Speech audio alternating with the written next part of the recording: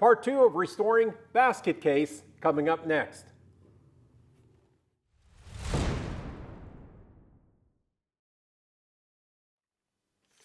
Well, good morning. Welcome back here to the shop. My name is Brett, and if you are brand new to the channel, well, welcome. We are continuing with our series on restoring our little GL Lines horse we're calling basket case. This came in from around the Vermont, New Hampshire area. And last episode, we got quite a bit done. We were able to address the main crack at the bottom of this, and we were also filling in the middle body block, the pieces that were missing. And where I want to work on today and what I want to focus on is cutting the wedges to finish that up. Now, if you notice, I've got a couple of clamps on the top part of this. And what I ended up doing over the weekend here is over time, and because there was nothing connecting the center part of this horse, well, all of the weight then went out to the sides of the horse, and that made the body just sort of relax a little bit. And it kind of stayed like that because this hasn't really been worked with for a number of years. The client told me around 30 years it's been like this. So what I started to do is put a clamp on here, and I want to get this back and pulled back into place. The reason I wanted to do that is once we start putting these wedges back into place, we glue it, we're going to have to tap them with a hammer and get them down into place, which means it's going to put some stress down at the bottom of the horse. So I think the best thing to do, we're going to definitely leave our clamps on the bottom of this. And the top part of our horse has been in the clamps now for about 2 or 3 days. And what I was doing, coming into the shop periodically throughout the day, and I would just give this a turn and start slowly pulling this back in. Wood has memory, and so I'm hoping that putting the clamps on and slowly bringing that in place and where it needs to be, then it will stay like that. Then we can go ahead and get this all finished up. Now, speaking of the wedges, I also was able to go in here and get our wedges cut, our filler pieces, so we can finish this off. And I'm using poplar right now. Now, these pieces are 5.5 by 5.5. And one of the dilemmas, again, that I ran into is how to make these pieces, because at the top we're 1/4 of an inch, at the bottom we're 1/8 of an inch, and then we kind of go down to nothing here at the bottom of this. So it's kind of a wedge that has a bit of I guess a compound angle, so it's a little bit tricky to make. So it took me a couple of hours to get this worked out, and I've of course made some other ones that didn't quite work. But I wasn't sure, again, how to make these. So I thought I could do them on the table saw, but my table saw, the blade only goes up about 3.5 inches. I have my planer, my joiner over there. That joiner, though, is a 10-inch joiner, and it's 220 volts, so there's quite a few horses behind that. So I didn't want to get, my hands anywhere near that. So what I ended up doing is putting a resaw blade on my bandsaw, and that's how I did it. And that's where I'm going to start here this morning. I'm going to show you how I cut these wedges to fit in here. So let's head over to the bandsaw. Over here at the bandsaw, like I said, I've already installed my resaw blade on here. Now this is a 3/4 inch wide blade. It's about as wide of a resaw blade that I can install on this particular bandsaw. I also have a fence installed on my table here, which makes it not only easier to do, but it's a lot safer to make these wedges.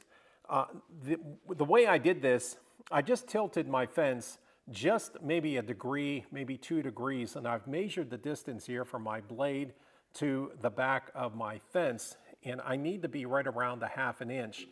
And being that the table's tilted just a little bit, it gives me about 1/4 inch or so at the top, which is exactly what I need.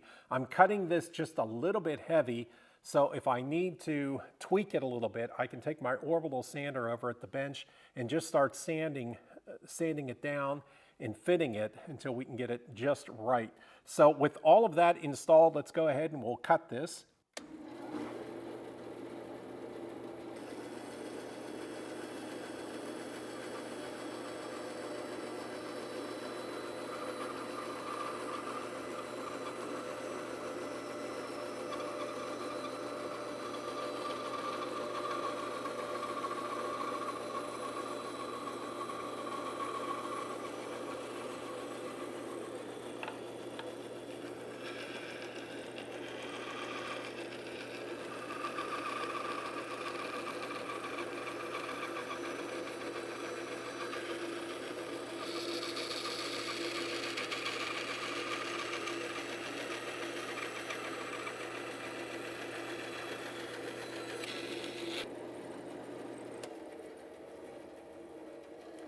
And that's all there is to it.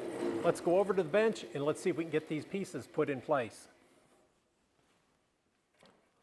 So since I already have our pieces all cut, I just wanted to show you real quick how to make these wedges and how I did it so that you all can catch up a little bit. But you can see here on my side camera that we have about 1/4 of an inch here at the top, and we get down to about 1/8 of an inch, and on the inside it really goes to nothing.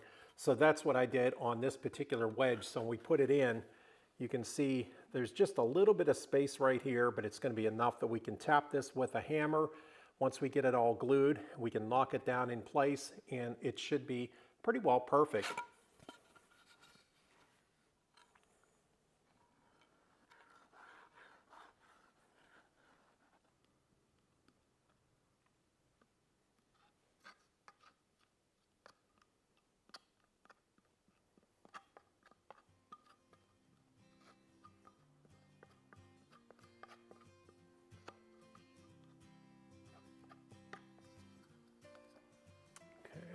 Loosen up this clamp just a little bit.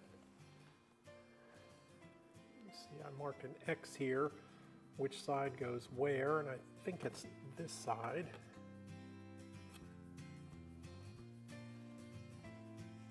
Yep.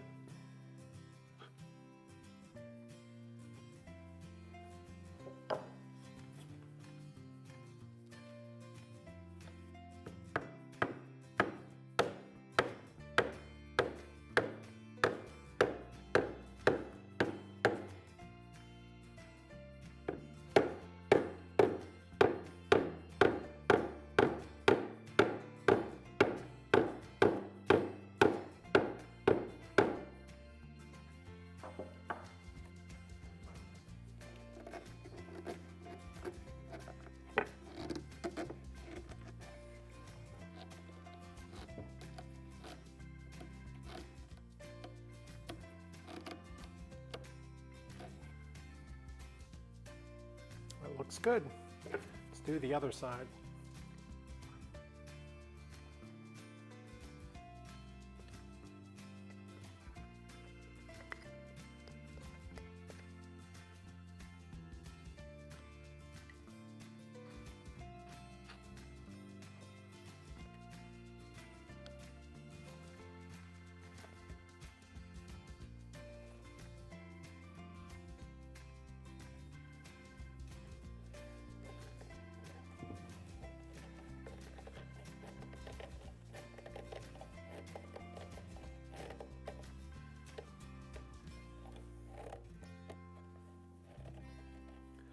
Well, there we go. It looks good. I've got good glue ooze coming out from all 3 sides, and it looks like we're going to have a really good glue joint once this glue dries. I'm so glad on the last episode that I took the time to separate this body. Then I was able to get in here and sand and join these middle body blocks and get them prepped so that we can make a really good strong glue joint, especially when we put these wedges in. And really, when I'm thinking about it, I think this was a great way to go. I know I started off cutting these blocks, and again, I don't know what I was thinking, by doing that, but I think it worked out to our benefit because, like I said, I was able to take enough down, and then that left me enough space there to make these wedges. And as you can see, glue them and tap them in place with a hammer. That makes a really good, strong glue joint. So all we can do now is just set this aside to dry. And once the glue's dry, then we can take the clamps off, and then we can just continue moving on with a little basket case here.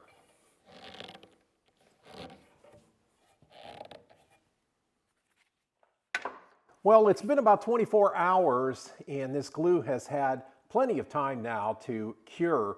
If you notice too, before I left the shop last night, I had a little bit of separation right here at the top, and I wanted to fill that and let that dry overnight.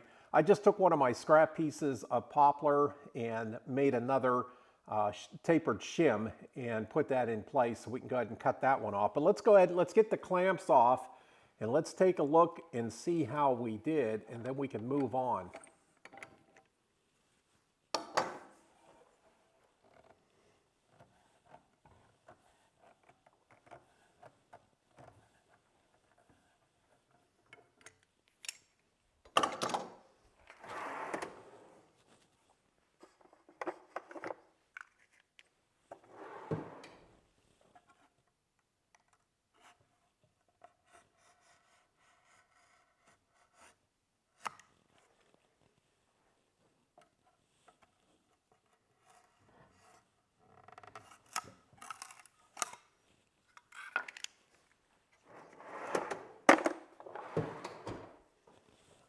looking pretty good. And I think we can go ahead now and take our bottom clamps off.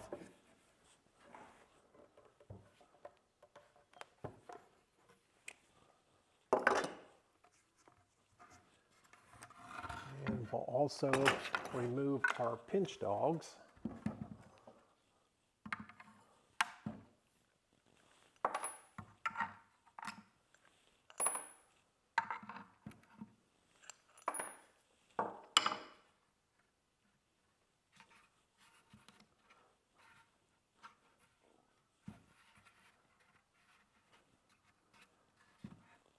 Boy, I think that looks really good.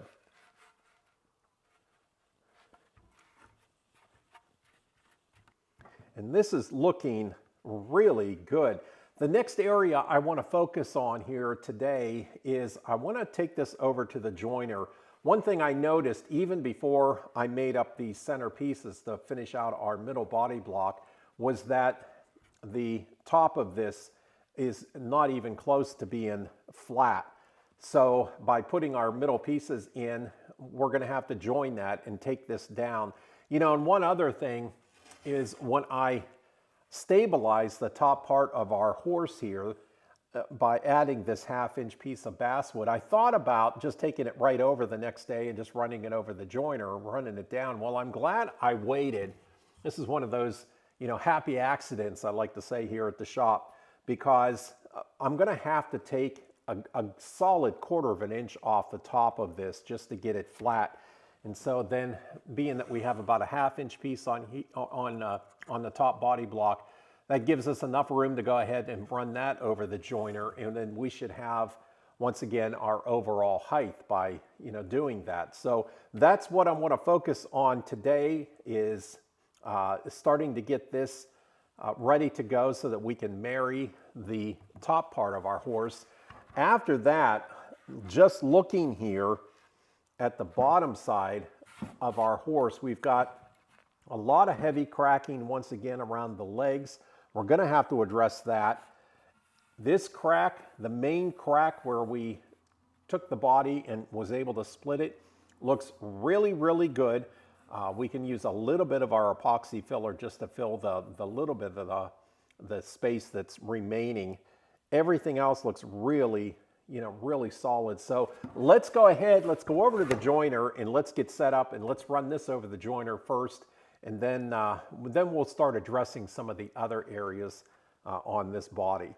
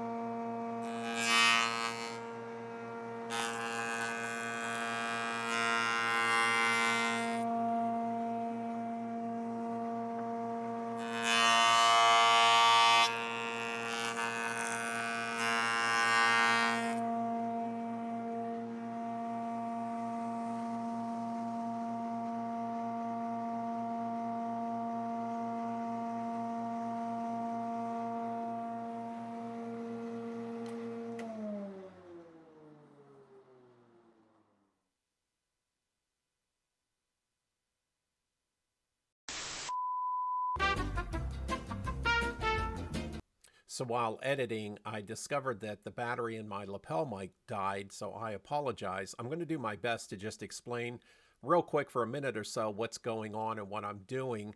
In a minute, it's going to pick back up. My second camera was rolling, so I was able to salvage some audio. It's not the best, but it's better than me explaining. So I just took the top part of the horse and set it back onto the body that we had just joined. And I'm just looking things over to see if I'm going to have to take the top part of the horse back over to join it and, take some of that thickness off. And to my surprise, everything lined right back up. I'm not going to have to do any more joining to the top part of that. So I'm pretty excited about that. So, but yeah, just you can see I'm just pretty excited. I didn't think it was going to line up that good. So there's just going to be minimal sanding and some carving to do just to blend that all back in. I'm just explaining that right now.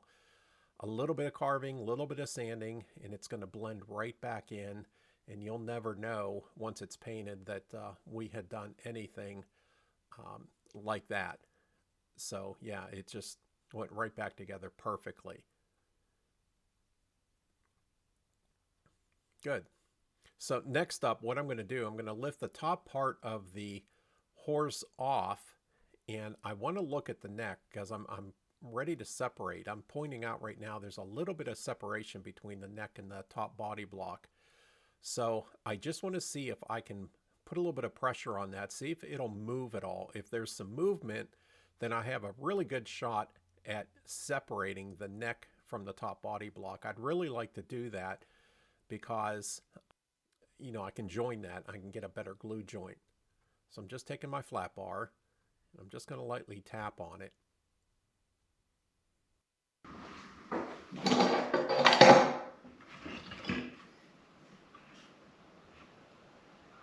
We have a little bit of movement going on.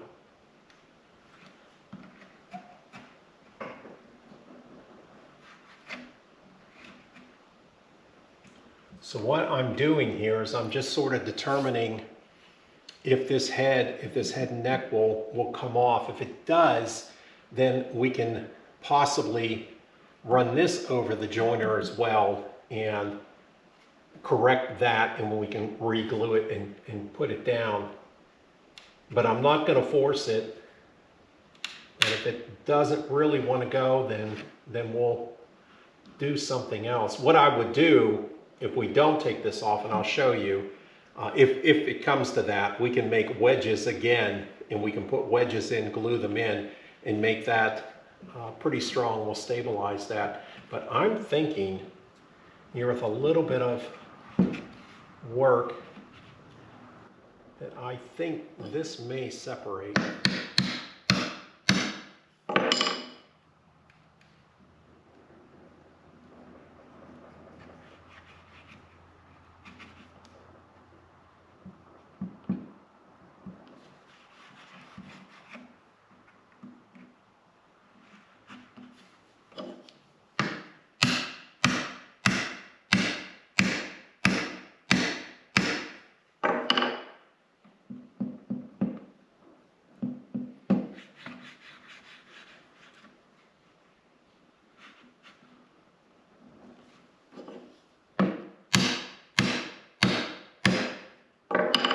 Whenever I'm working on a restoration, an old piece, I always like to use as much of the original as I possibly can. And when you do something like this, when you're able to separate this head, there's a lot of nails in here yet, a lot of tacks, some nails, and I'm able to remove all of that. And I'll just continue as I am working on this little horse, pulling nails, pulling the tacks. And I'd much rather try to get this neck off and join it again and get it down flat, as opposed to, putting wedges in.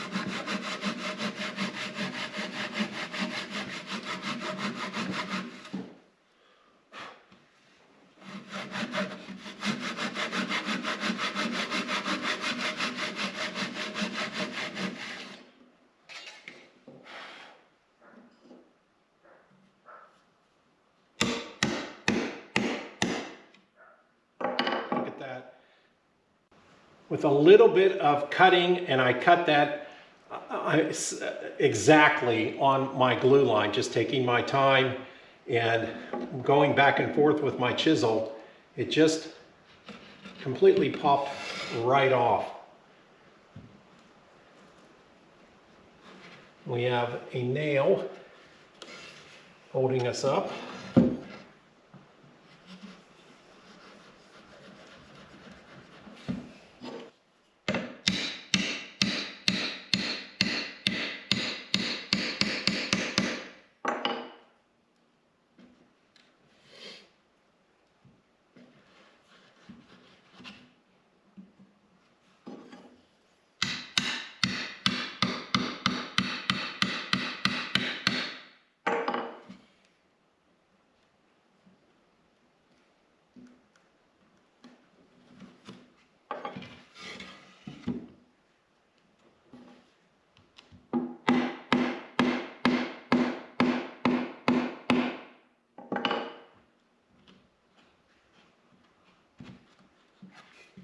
Don't see the nail yet.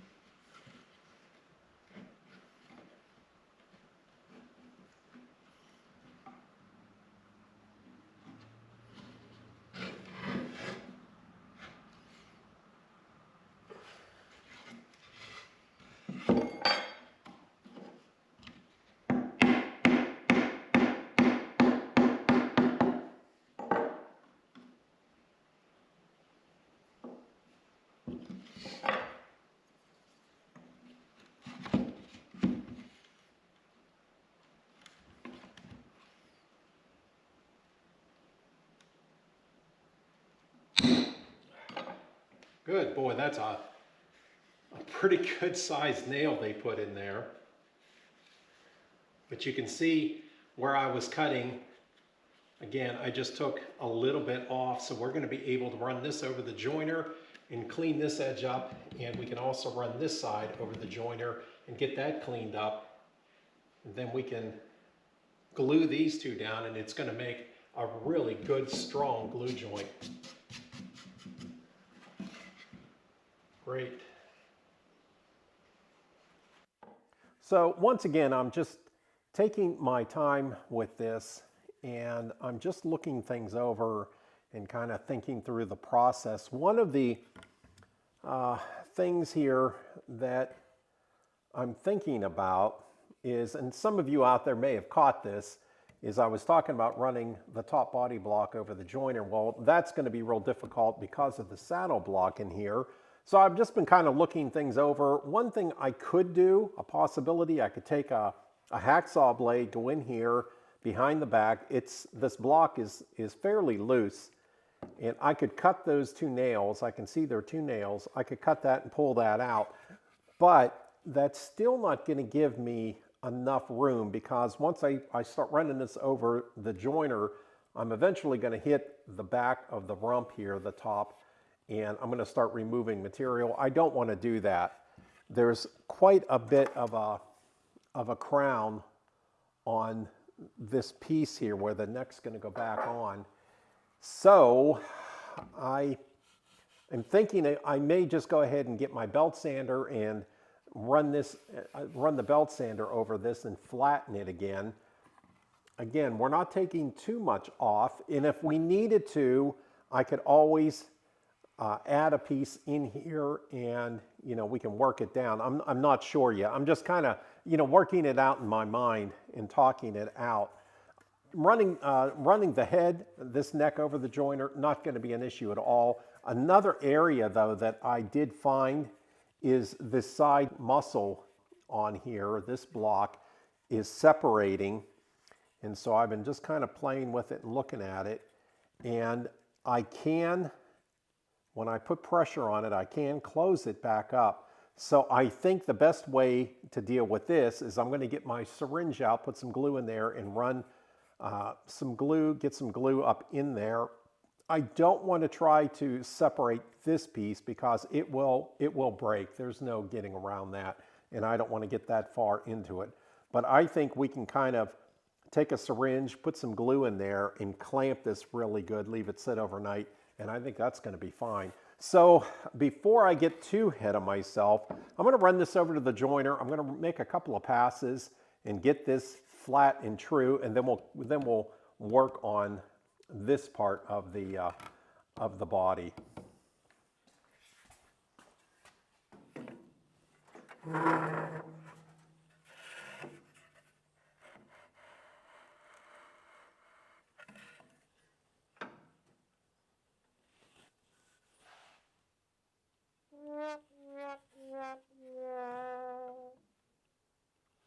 Well, that's not going to work either because the teeth here are just hitting the top of my joiner. So that is not going to work. So I guess we'll just do the belt sander. We'll just belt sand both sides and we'll run it down and see how close we can get. We should be able to get it pretty close. Well, shoot, I forgot to hit the record button on these cameras. I took all that time to get everything set up, and I went ahead and, you know, I just get overly excited about all of this. So I was able to belt sand this. It literally took me about 30 seconds. I mean, honestly, that's all it took, just to lightly hit that with the sander. And I mean, I hate to say dead on, but boy, I'll tell you, it looks really good. So that wasn't bad at all. I'm going to go ahead and leave it right in the vise right now because it'll be a lot easier to deal with the separation on this neck muscle block while it's in the vise. So while I've got the belt sander out, I'm going to go over and fine tune the top part of this body block, and we'll see what we can do with that. Go ahead and get it clamped down. Move this so that you can see a little better.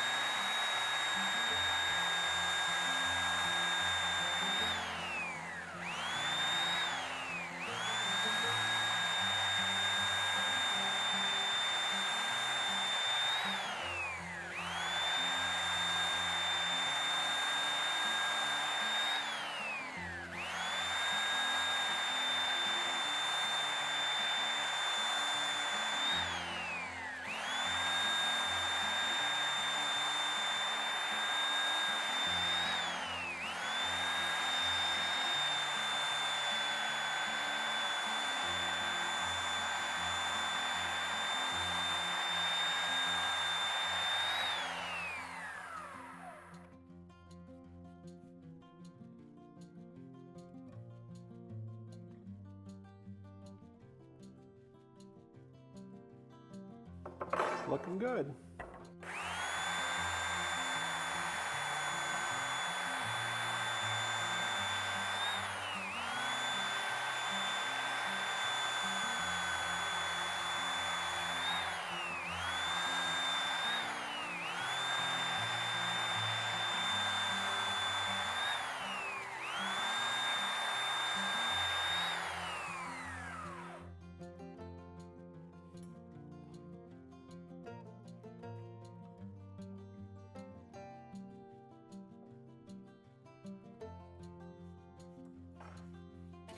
It looks good.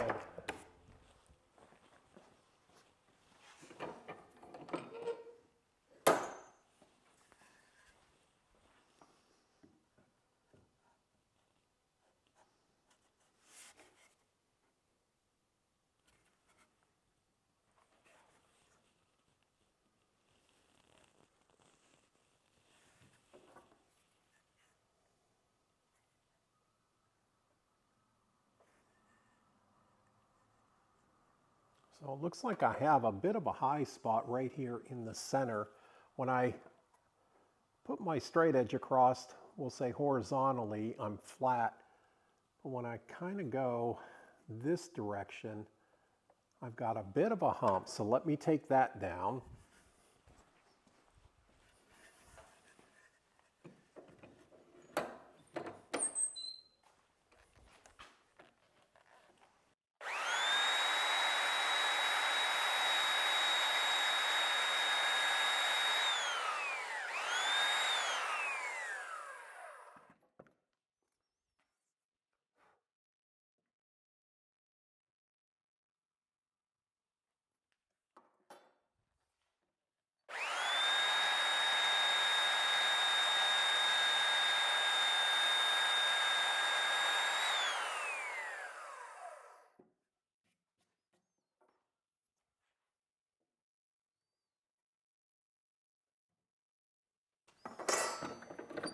That looks good.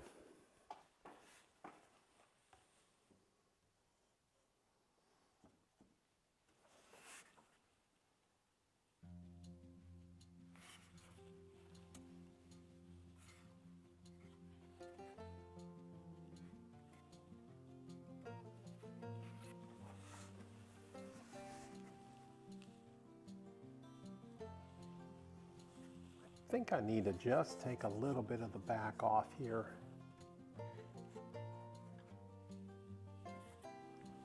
Let's see.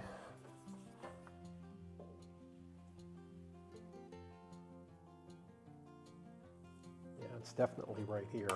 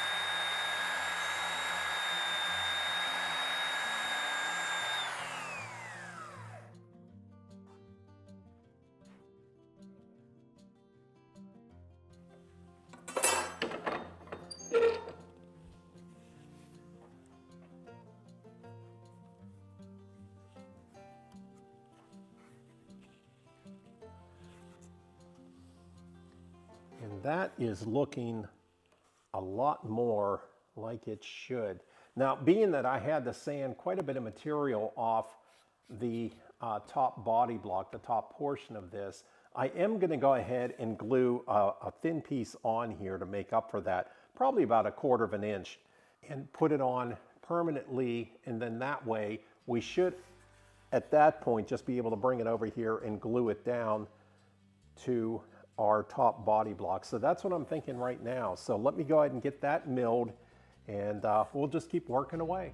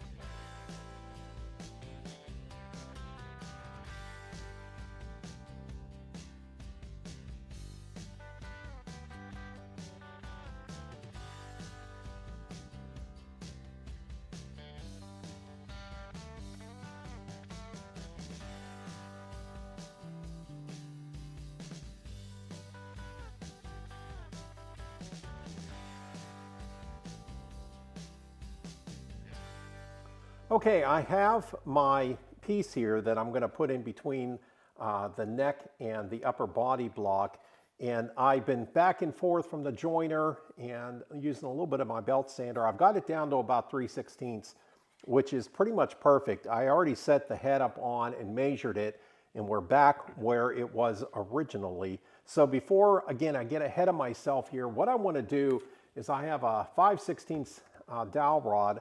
I'm going to put that in the center, and that way, once I get this glued up and ready to go back on, it's going to line right back up perfectly. So I almost forgot to do that, but that's just one of those little things that just take a minute to do.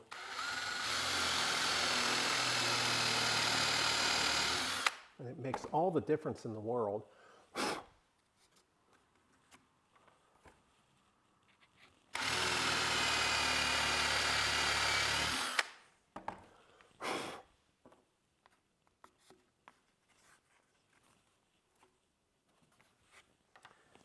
Now, we use a center point. And all we need to do is line it right back up.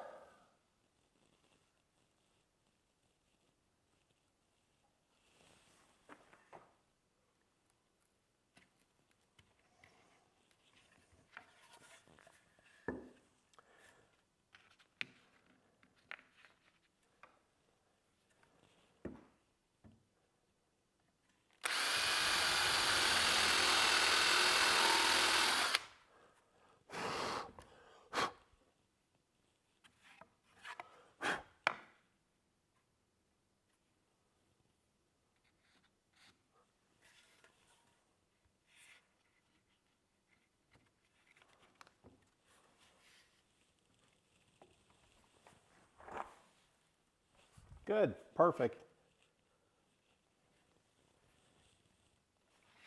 Now let's go ahead and put this back in the vise over here, and we can get ready to glue this part down to the bottom part of our neck. Also, I want to go ahead and we'll address this little bit of separation, and we can get a clamp on that and that will be all ready to go.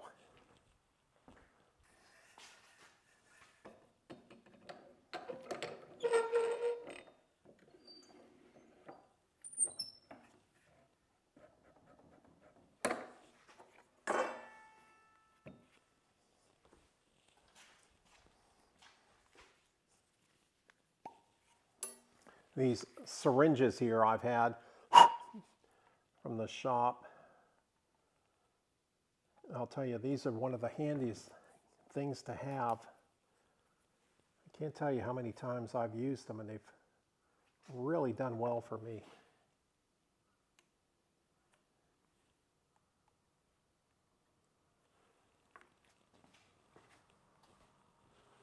Just see if we can separate this a little bit.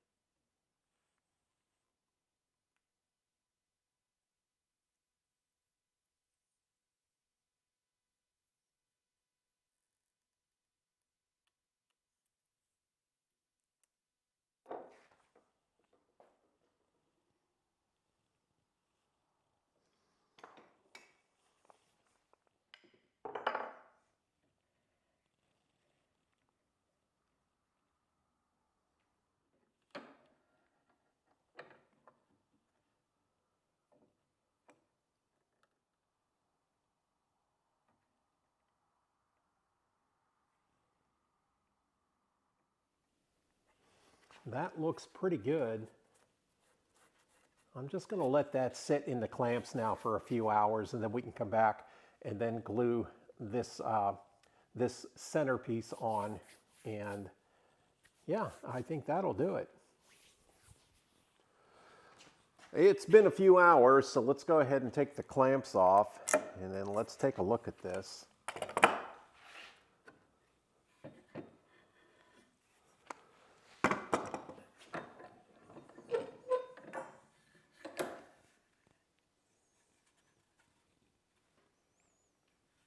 Oh yeah, that looks really good.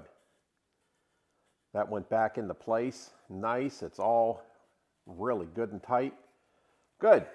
Well, next up, let's go ahead. We can get our piece glued on, put our head back in the vise.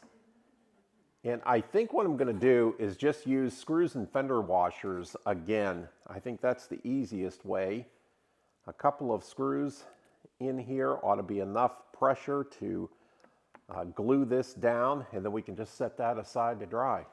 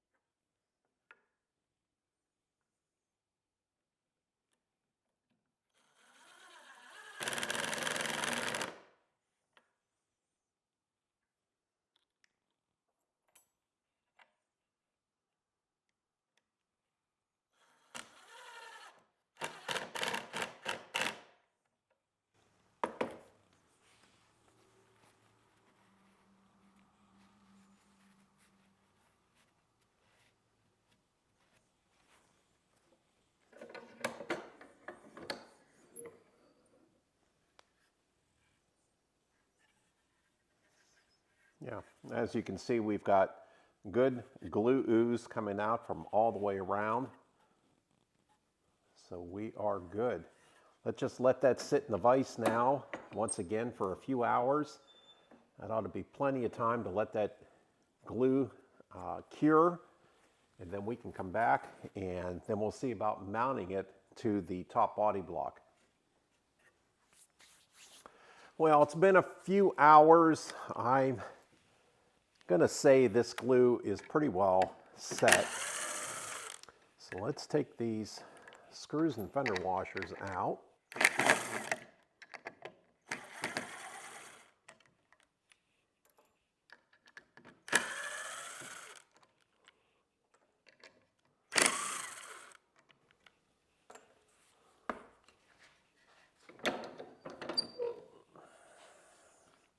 Yeah, that glue's pretty well set.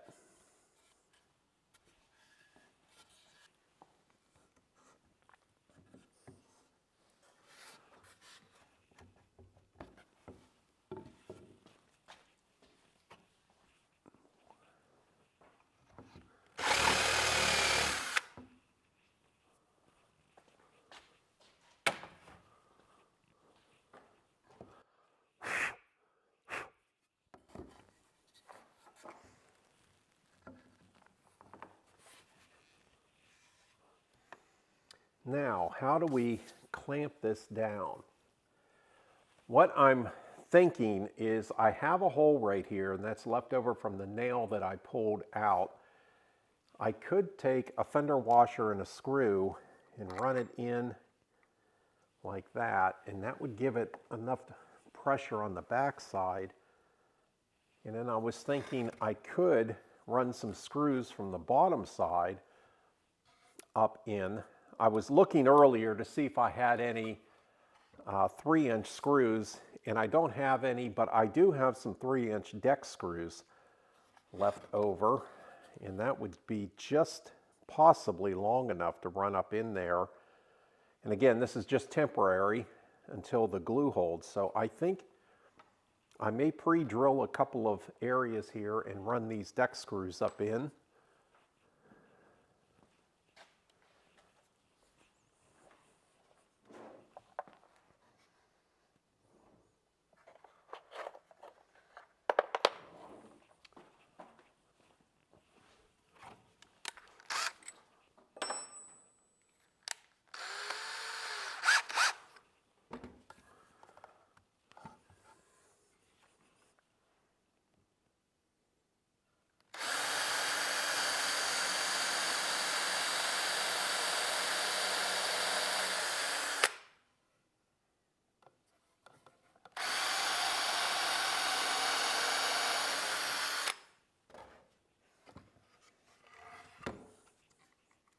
I say we just go for it. Let's put some glue on it and let's run it down and see how we do.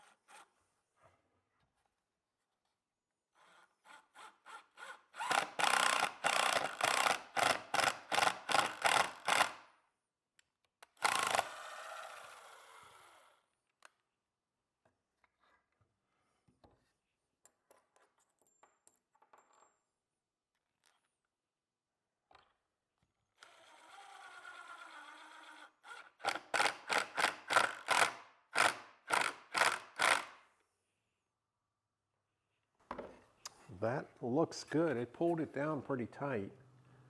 Let's try this side.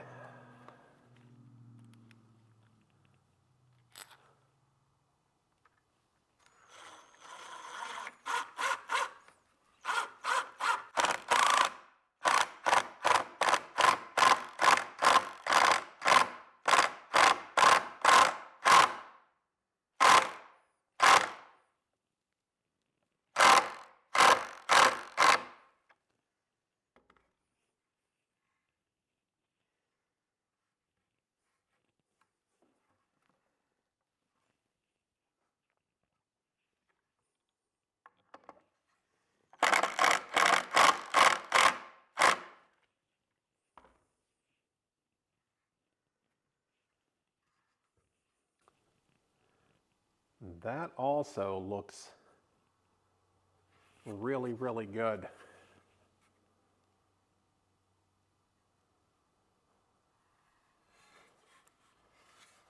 I'd say that is a win.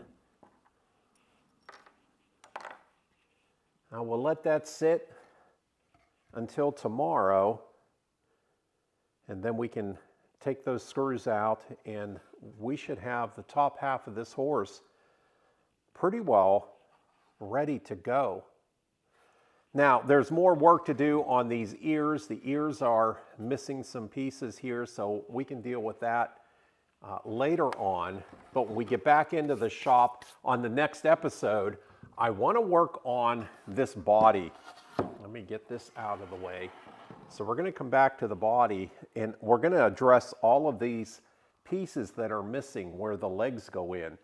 I want to get this all corrected and fixed, and then at that point we can start fitting the legs back in, and that's going to take a little bit of finesse and some tinkering because these tenons are pretty, they're pretty small. So we're going to have to go back in and probably add wood to all of this and basically make new tenons for these legs to go back in here. So that is going to be the next time. So that's going to take, just looking at this right now, that's going to take, quite a bit of doing to get these legs to fitted back in like they should. That one's not too bad.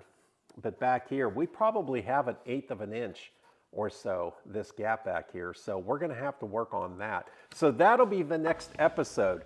Well, I hope you all are getting and enjoying this restoration and watching me do this as much as, I am. I just love restoration. And I've said at the beginning of this that if I had my choice, I do restoration all of the time. So this is just something that I just love. And, to take something old and something that is in, bad or terrible shape and bringing it back to life, and we're saving history here too. This little horse is probably right around close to 100 years old. If I had to guess, 75, 80, could be 100 years old. So we are saving history here too. And it's just so much fun. One other thing that I'd like to quickly point out about this horse, this is again a GL Lines from England, and if you're interested in learning more about rocking horses, old and new, I encourage you to jump on Facebook and check out, there are 3 main pages. There's the Rocking Horse Makers, there is Rocking Horse Elite, and Rocking Horse International. Those are my 3 go-to whenever I come across an old horse that I'm working on. I love going to those pages because there is a wealth of knowledge on there. The folks that are part of that group, they know way more about these old rocking horses than I do. So when I have a question, I jump on there and I can get questions answered relatively quickly. And so that is a wealth of knowledge. Also, check out my friends at the Rocking Horse Shop in England. That is, again, one of my go-tos whenever I'm looking for saddle kits, plans, anything like that, or if you just have general questions about building new rocking horses or even restoration, those folks there, great group of people. I've been dealing with them for over 20 years, and they can also help you out. Well, we will see you next week. We'll continue on with our little GL Lines basket case here. Until next time, keep chipping away, happy carving, and we'll see you then.